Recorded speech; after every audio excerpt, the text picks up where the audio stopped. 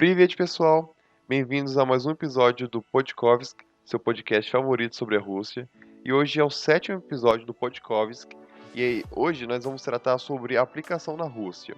E a gente vai estar falando mais direcionado sobre a criação de uma college list. O que é uma college list, como funciona, como você pode começar a sua. E a gente vai falar um pouco mais voltado para da Rússia, mas a gente vai dar uma pequena passada por cima num âmbito geral. Eu sou o Guilherme. Salve, salve, aqui é o Catela. Saudações, aqui é o Vinícius. E eu acho que a gente pode começar falando a pergunta que não quer se calar: o que é uma college list? Quer começar falando, Catela? Pode ser. Então, o que seria uma college list, né? A college list é, se for traduzir para português normal, uma lista de escolas ou de universidades, no caso, na qual você vai meio que definir uma ordem do que você quer, não uma ordem, mas o que você, para onde você quer ir. E no caso da Rússia, ela vai definir mais ou menos a ordem de preferência sua e para onde você quer ir, mais ou menos. A college list vai ser o processo que você vai ter que passar, que você vai começar a escolher as universidades que você quer prestar e do país que você quer prestar a universidade. Você vai ver como que essa universidade funciona. É um processo que parece bem simples, ele não é assim tão complexo, só que ele é bem demorado. Então leva cerca de alguns meses para que uma pessoa conclua sua college list e saiba os lugares que ela quer ir. E no caso, como o Guilherme falou, é um processo mesmo, né? Até porque são, diversas etapas que constituem esse todo. E no caso, vai desde a pesquisa nos sites, tanto nos Study-in e o país que você está pensando em aplicar, ou o da Rússia, né? Que a gente tem como exemplo e como principal foco aqui no podcast. Mas também envolve você ir no próprio site da universidade em específico, entrar em contato com eles. São diversos fatores, assim, diversas coisas que você tem que fazer para concluir todo esse processo da college list. Eu acho que a primeira etapa que você deve fazer para montar sua própria college list é você começar a fazer uma tabela. Geralmente a gente recomenda uma tabela em algum site, algum aplicativo que, por exemplo, Excel, ou você fazer no próprio Google Tabelas, que o pessoal aqui tem dificuldade de fazer, não consegue mexer no Google Tabelas, mas dá pra fazer. Vou entregar o pessoal aqui que não consegue mexer. Não precisa ser uma tabela complexa, só uma simples, só para você ser organizado que nem o Bastos do Instituto. Inclusive, para quem estiver ouvindo a gente e quiser uma tabela, um modelo de tabela pronto, a gente tem alguns modelos que a gente mesmo utiliza pra gente. E lá você vai fazer algumas pequenas divisões. Você primeiro vai dividir, por exemplo, por país, o nome da universidade, o tipo do curso. Só que esses são as partes óbvias, eu posso dizer. Tem outras partes que você geralmente as pessoas não imaginam que devem incluir. Um exemplo disso é a tuition fee, que seria um tópico que vai se tratar sobre a anuidade, por conta que geralmente, assim como nas universidades aqui no Brasil, é como se fosse uma pequena parcela que você tem que pagar e você pode pagar algumas vezes por ano, dividir por mês. Aqui no Brasil, em algumas universidades, você pode dividir por semestre. E isso você paga por ano. Inclusive, aqui no Brasil, em geral, a gente tem o costume de pensar mais em mensal, né? Quando, parcelas mensais, então normalmente a gente vê a mensalidade de uma universidade ou algo assim. É mais recorrente aqui. Mas lá fora é um lance que é um pouco mais. É um pouco diferente, né, daqui.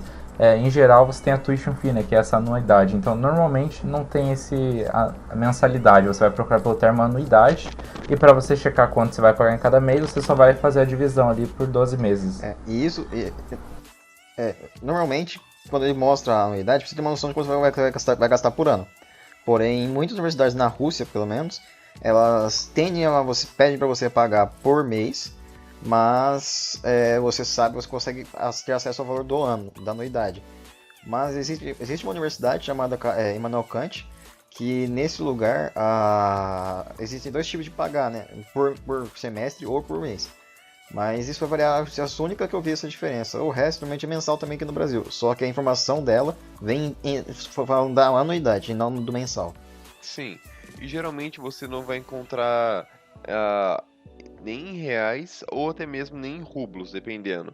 Geralmente você encontra esses valores expressos ou em dólar ou em euro, por conta que é uma moeda mais generalizada no mundo, então fica mais fácil de qualquer estudante internacional compreender. Aí você pode acabar se assustando um pouco de cara por conta do valor, porque saber que o dólar ele tá caro, mas se você for comparar com algumas outras universidades, acaba que não é tão diferente de quanto você pagaria estudando aqui no Brasil. A diferença é que você está estudando em uma universidade mundialmente reconhecida e fora do país. E uma coisa também, para montar a college list, né, outro tópico são os critérios.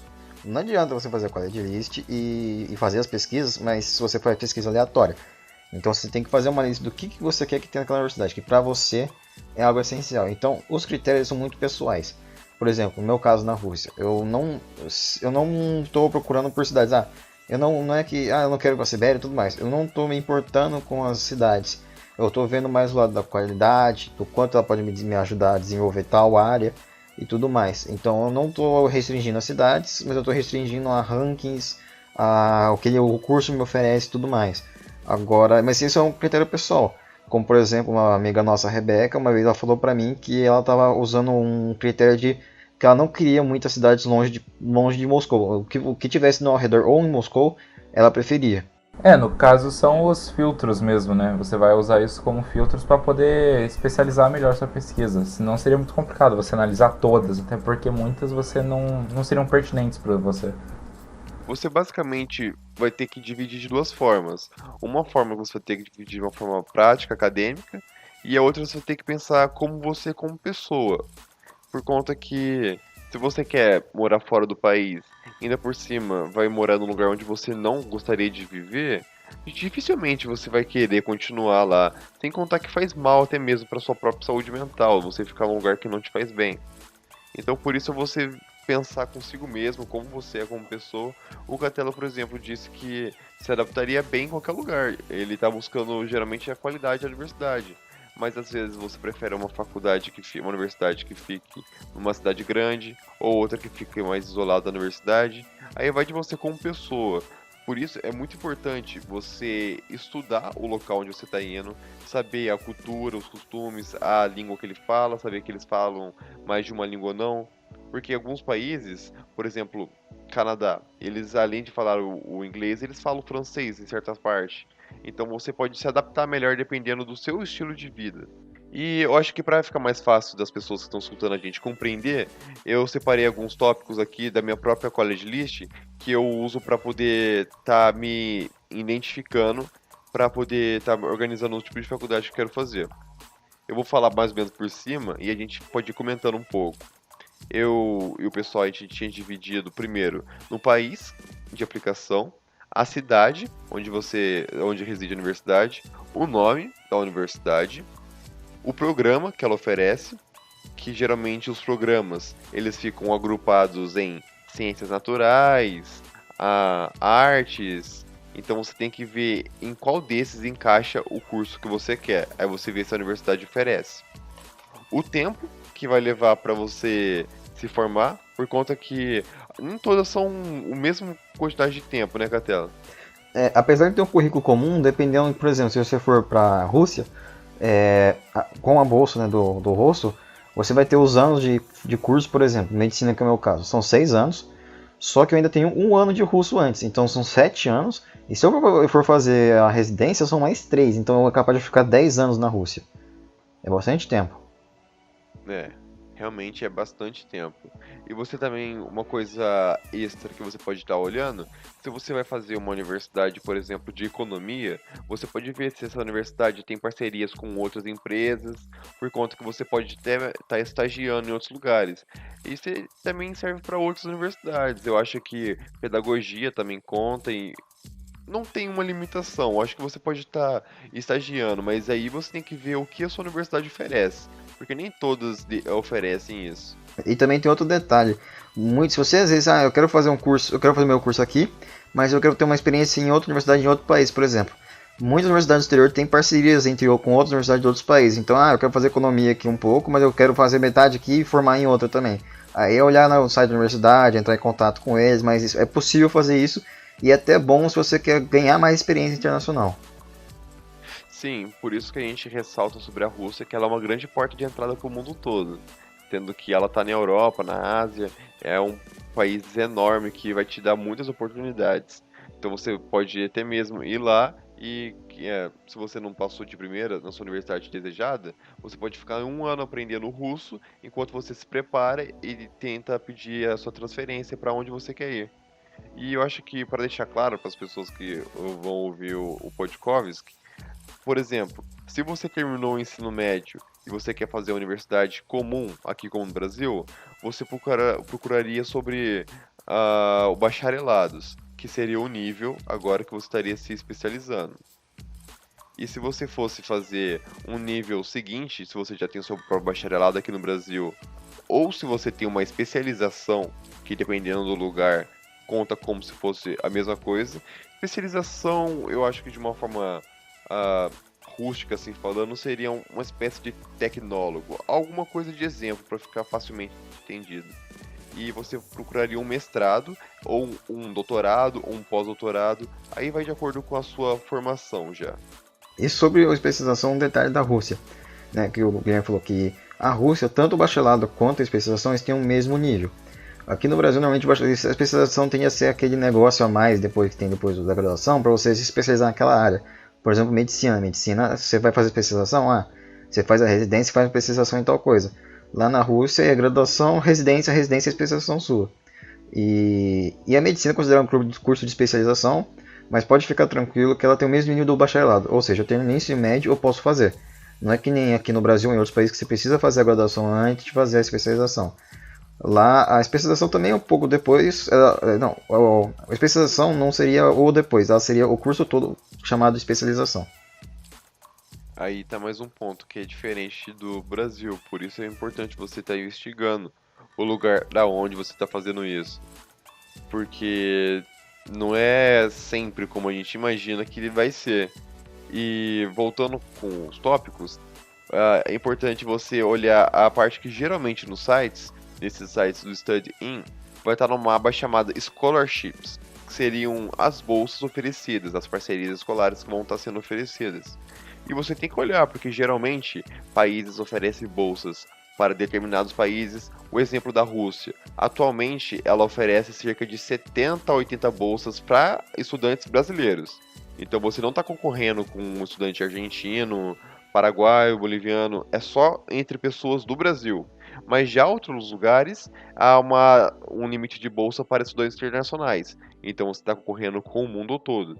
Então é sempre importante você estar atento a cada mínimo detalhe, por conta que esquecer uma coisa pode ser crucial depois. E um detalhe, falando das bolsas de estudo da Rússia, e também dando exemplo de outros países, a Rússia ela tem, vamos dizer que dois tipos de bolsa. A da Rostotrudnichestvo, que é a agência do governo, que ela só permite que você tenha você faça uma lista de 6 universidades que você escolhe. E existe onde você olha as bolsas ou você quer aplicar pelo site da universidade. Só que aí não, você tem que olhar se eles cobram taxas ou não para matrícula, para fazer a aplicação. Só que você escolhe a quantidade de números que precisar, que se você quiser. É mais ou menos como nos Estados Unidos. Você vai aplicar para várias universidades, desde que ou você pague uma taxa, que no Comunep, que é onde você vai fazer a aplicação, você comprova que, por exemplo, você pode pagar pelas taxas de enviar para as universidades, ou você pega a isenção de algumas delas para pagar. Então, tipo, 5 delas eu não pago, mas o resto eu vou ter que pagar a taxa. E lembrando que está em dólar, vai ficar caro dependendo. Então, mas, por exemplo, da Rússia, da bolsa do governo, 6 universidades. Se você quiser mais, aplica diretamente por elas. Isso aí seria, lembra daquele tuition fee que eu havia comentado? Existe o admission fee, que seria mais ou menos isso. Você pagar para estar prestando para certo local. Algumas universidades são livres disso, não pedem para você pagar, você pode aplicar gratuitamente. Isso é importante você ficar atento, porque às vezes você quer apenas fazer um teste aplicando para uma universidade para contar como você tem passado dela e você não percebe que você tem que pagar. E outras podem ser gratuitas. Então é importante você estar atento nisso, checar quanto que vai custar, olhar em que moeda que vai estar. Geralmente vai estar em dólar ou euro e tá bem caro ultimamente. Então tem que levar isso em consideração. se é possível estar pagando ou não. E como próximo ponto para montar a sua tabela, você tem que ficar atento a uma coisa que é muito, muito, muito importante, que são as deadlines. As deadlines seriam os prazos limites para você estar enviando documentos, provas. Então você tem até tal dia, até tal horário para você estar fazendo isso. Senão não importa, você pode ter feito tudo. Faltou uma coisa que era importante para estar enviando, algum documento que era muito importante e você achou que é um documento só, não tem problema. E você não enviou, já pode acabar cancelando tudo, você perdeu a deadline desse ano, vai abrir só ano que vem, você vai ter que esperar. Então é muito, muito, muito importante você estar atento às deadlines. Essa é uma parte extremamente crucial, porque muitas vezes é esses prazos que vão praticamente garantir a sua bolsa e de você conseguir aplicar para ir para tal país. Se você, se perde coisa de um dia, você já pode ter perdido, e como o Guilherme falou, é mais um ano que você vai ter que aguardar para a próxima deadline abrir. Então é sempre importante você estar olhando o site deles, mandando e-mail se precisar para conferir quando é que é a deadline e já ir preparando as coisas. Eu sou do primeiro ano do ensino médio, mas eu quero fazer a aplicação. Mas eu tenho que começar agora? Sim, porque é muita organização. Você tem que se organizar, tanto financeiramente quanto com os documentos, principalmente documento. E ficar atento à data. E quando você puder aplicar, não deixa passar da hora. Fica de olho, termina as coisas que já tem. Você já tem tudo, espera um pouco, analisa para ver se está tudo certinho ou não. E aplica o quanto antes. Porque se deixar passar do tempo, você não consegue aplicar naquele ano e só no próximo. Sim, é muito importante você estar atento a tudo isso, por conta que, sério, rapaziada, não é difícil fazer tudo isso. É complexo, é mais chato do que difícil. Por isso que muitas pessoas desistem ou não sabem dessa oportunidade. Mas se você se atentar aos detalhes, fazer isso com calma, prestando atenção e se dedicar, você vai estar conseguindo estar concluindo tudo. E só de você estar terminando isso, ter tudo em mãos, já é muitos passos à frente de alguém que só tem essa vontade, mas não sabe nem por onde começar. Então, realmente, a organização é muito importante. E depois das nossas deadlines, é muito importante também citar que em alguns lugares você pode apresentar os seus exames de proficiência linguística, seja ela do inglês, do russo, do espanhol. E o inglês é importante, por exemplo, por conta que é uma língua falada universalmente. E na Rússia também é importante. Se você já fala russo, então melhor ainda, já é mais fácil você estar conseguindo uma entrada. E você vai ter uma aba no site para você estudar na Rússia, onde você vai estar colocando o seu nível e qual língua você fala. No nosso caso, o russo a gente não fala, o português nós somos nativos e o inglês vai variar de acordo com sua habilidade. Lembrando que eles vão pedir uma comprovação. Então não adianta você falar que você é nativo, falar que você fala tudo do inglês se você não tem um exame comprovando isso. Não dá pra você, enganar os caras do consulado, velho. Isso tira o peso da sua aplicação. É uma coisa importante. Você só falou que fala inglês. Coloque o nível e comprove o seu nível. Por exemplo, a IELTS, que seria o mais aceito na Rússia. Aí tem que ficar sempre atento a isso. Eu coloquei um negócio aqui que eu faço, então comprova. Por exemplo, se eu sou nativo de uma língua, pelo meu passaporte já comprova já que eu sou, porque é um documento. Sim. Que vai mostrar que você é proveniente de tal região. Sim. E continuando pela quality list, uma coisa importante. Quem vai aplicar para a Rússia, normalmente tende a continuar. Normalmente as pessoas tendem a aplicar para um país. Mas, por exemplo, no meu caso eu tenho dois, mas um processo é muito difícil, que é o do Japão. Então eu estou com foco na Rússia. Mas, por exemplo, eu quero fazer tal curso e tem em muitos lugares. E eles dão bolsa, por exemplo. E principalmente na Europa, para alguns cursos tem muitas bolsas. Então dá para fazer o seguinte, você faz uma college, não de um só país, mas de alguns países.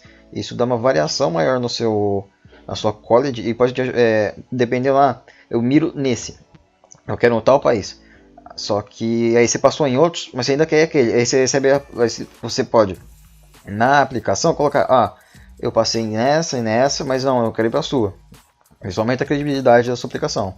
E o interessante de fazer isso é que, no caso, como você já vai ter feito uma aplicação praticamente completa, você já vai ter muitos dos requisitos para as outras aplicações. Então, se você, de repente, começa uma aplicação lá para a Rússia, fez toda a college list e também já fez todos os documentos, as essays, coisas assim, certas coisas você vai conseguir aproveitar. Tipo, as essays provavelmente não, mas a parte toda de documentos, certas traduções, a sua proficiência, né, em inglês, tudo isso vai ser aproveitado para as outras e facilita todo o processo. É recomendado você estar fazendo de 5 a 6 países, e isso serve para quem perdeu já a deadline, tipo, escutei esse podcast, vou olhar tal país, nossa, mas tá fechado já, ou nossa, é daqui 20 dias, e como que eu vou começar em 20 dias terminar? Calma, pega esse tempo que tem para você fazer outros países que você tem vontade, passar em outros países que são fáceis em termos de não ter que pagar taxas para estar prestando, e que isso já vai estar agregando para você estar mais preparado para o ano seguinte, sendo que assim vai estar aumentando suas chances de estar entrando na faculdade, na sua tão desejada universidadi. Aqui entra um detalhe, não tem problema você não ter passado em uma. Você vai poder ter uma preparação melhor para alguma outra que está na sua lista. Então, sempre se organize, revise o tempo todo todos os seus documentos, principalmente cartas e portfólio. No caso da Rússia, por exemplo, você manda o portfólio e manda as cartas. O tempo, não consegui aplicar esse ano, não deu tempo. Beleza, não tem problema, continua, não desiste. E use esse tempo até a próxima data de aplicação para você melhorar a sua aplicação. Um exemplo aqui na Rússia, a gente falou sobre esses exames de proficiência.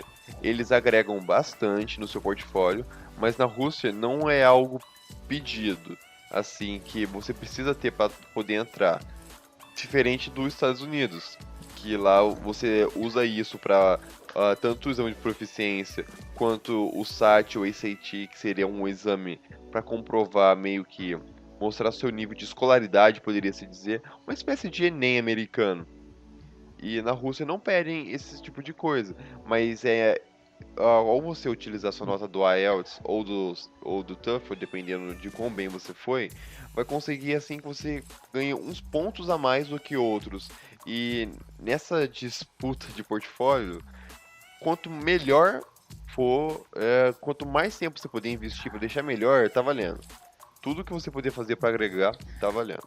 Por último, para finalizar essa parte da criação, seria você estar pesquisando sobre o custo de vida do local, você olhar o quanto que custa o transporte, para você se alimentar, o preço de aluguel, lugares para você poder ficar, por conta que você vai estar do outro lado do mundo. Então, você não vai conseguir pegar um busão e ir para casa da sua mãe se você faltar o dinheiro para comida.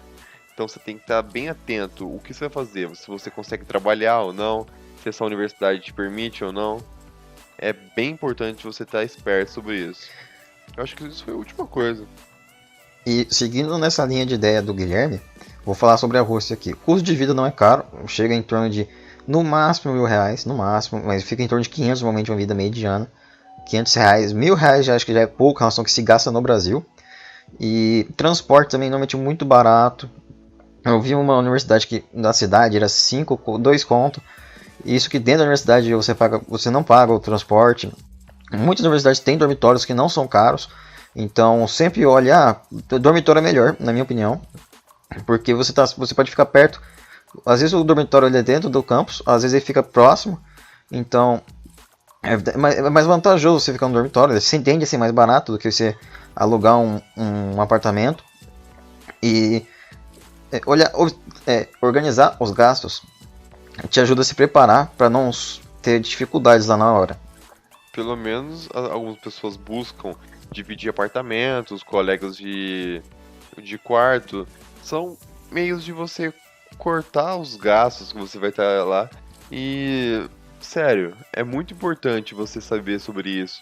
Por conta que muita gente chega, termina sua college sobre as universidades, os documentos, os preços, mas não está preparado para estar morando no país.